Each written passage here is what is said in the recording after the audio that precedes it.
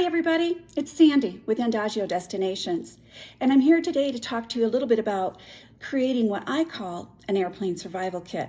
So if you're watching this video, chances are really good you're getting ready to go on an overnight flight, and you're trying to think about what are the things I'm going to need on that flight to be comfortable.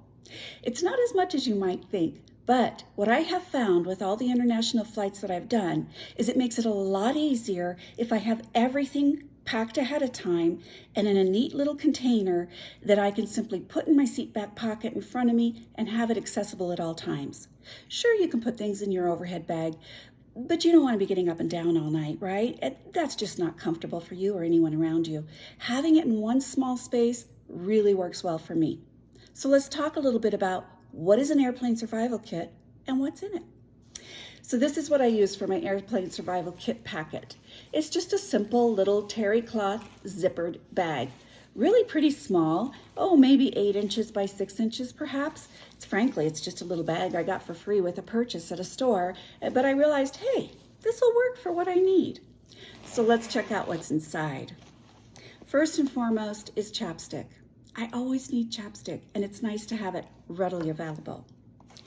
Secondly is a sanitizing wipe.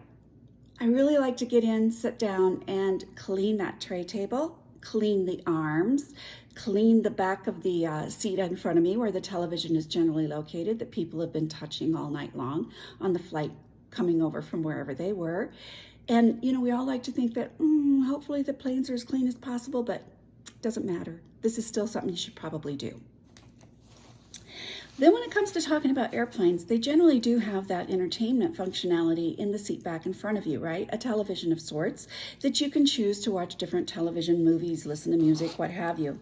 But they still tend to have a little bit of that old-fashioned outlet that we have to plug something into in order to use the entertainment. So although you can even be handed headsets by the flight team, I prefer to bring my own. Just make sure they're a little bit better quality that way, and yeah, I just like that. So I do keep a wired headset in another little bag that I carry inside my survival kit. Many of the planes today are also equipped with USB charging ports in the seat backs in front of you so you can charge your devices. So I keep one of the chargers in there, and that way I can always touch up the charge on my phone just in case it's starting to die. I don't want to land with a phone that is just about dead, especially if I'm going to need it for the day. Many of you probably use some sort of a Bluetooth headset device, such as earpods. And if so, there really is this great little device called an AirFly that you can purchase. It is charged via USB and can plug right into that same jack adapter in the back of your seat. And then you turn it on and it pairs with your headsets, and you can listen to the programs and the entertainment wirelessly as well. I do tend to find that my charge doesn't always last the 9 to 10 hours of a flight, so it's good to have a backup in the wired headset. But either way, this is a nice option. I also carry my eye mask.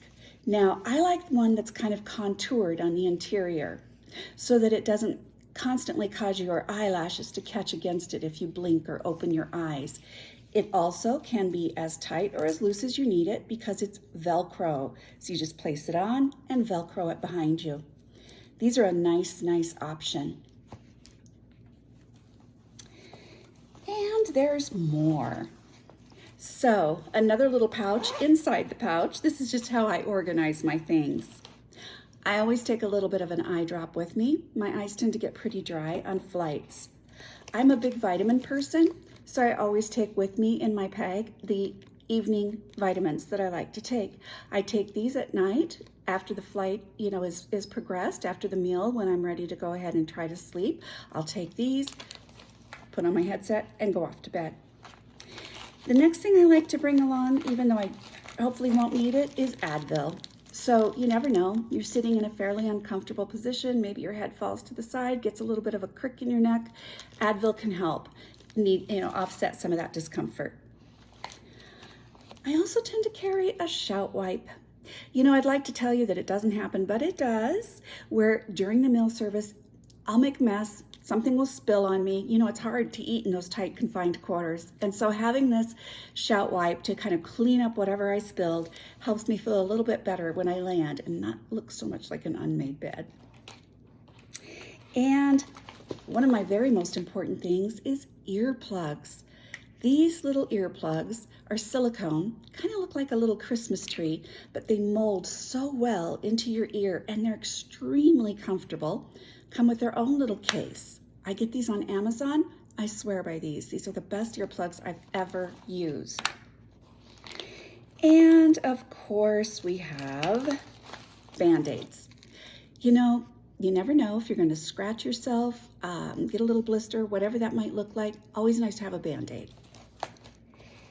And the next morning, I like to carry with me a liquid IV. Hopefully you got a good night's rest, but chances are pretty good it wasn't as restful as you might have enjoyed it to be. So what I do find in the morning with my water bottle is if I put a little liquid IV inside of that water bottle and drink it, it does kind of help restore the dryness that my body has experienced through the airplane and just gives me a little bit more of a restorative boost for that next morning. You know, there's many brands of this liquid IV. Some have sugars, some don't. So make sure you just look at the brands and buy the one that's right for you. So that's what I tend to keep in my overnight airplane survival kit. And one last thing is a pen. Well, it's not as frequent anymore to get the customs forms that you have to actually fill out. It can still be a process. So always have a pen with you just in case you need to write something down. And that's it. It's that simple. Hopefully this little airplane survival kit tips and tricks will help you as you get ready to take your next overnight flight. It's really pretty straightforward. I put it in the top of my carry-on bag. As soon as I get to my seat, I zip that bag open, pull this out, drop it into my seat, put my bag up in the overhead bin, sit down, put this, my phone, and my water bottle in my seat back pocket, and I'm ready for a flight. I hope your next flight is enjoyable, and I hope wherever it takes you, you get off that plane, you're excited to be there, and you just learn about an entirely new world and a new culture, and have an awesome time.